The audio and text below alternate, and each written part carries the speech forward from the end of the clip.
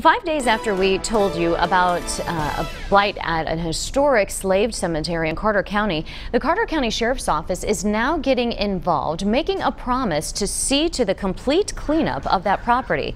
News Channel 11's Curtis McLeod met with Sheriff Dexter Lunsford today and State Senator Rusty Crowe about efforts to restore Cedar Grove.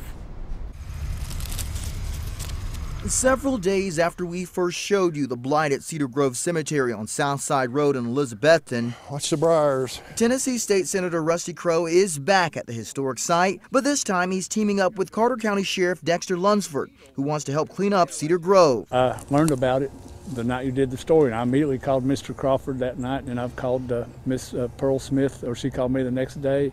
Senator Crowe has given me a couple of calls. We have communicated.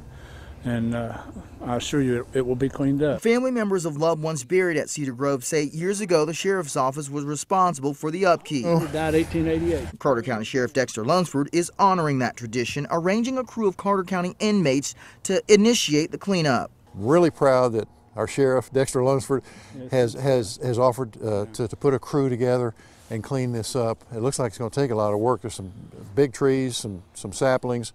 A lot of the graves have fallen in. Now, while this marker for Josephine Taylor, Carter County's last slave, looks newer, others throughout Cedar Grove Cemetery are older. That's why Carter County Sheriff Dexter Lunsford says his crews will handle the cleanup process with care. So we will have to be very careful mowing around them, moving them, putting them back in their original places and things like that so it's going to be a delicate operation, but we'll get it done and we will maintain it as long as I'm here. We owe some thanks to the Cedar Grove Foundation for beginning. It looks like they've done a lot of work with the fencing. Some of the fencing out there looks brand new. The Cedar Grove Foundation initially brought the cemetery out of despair. A state marker was put up about 10 years ago, and the cemetery gifted back to the community.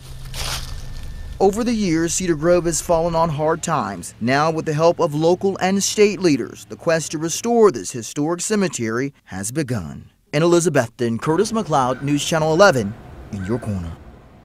Sheriff Lunsford said he hopes to start the cleanup process soon at Cedar Grove. The start date, however, will depend on winter weather conditions.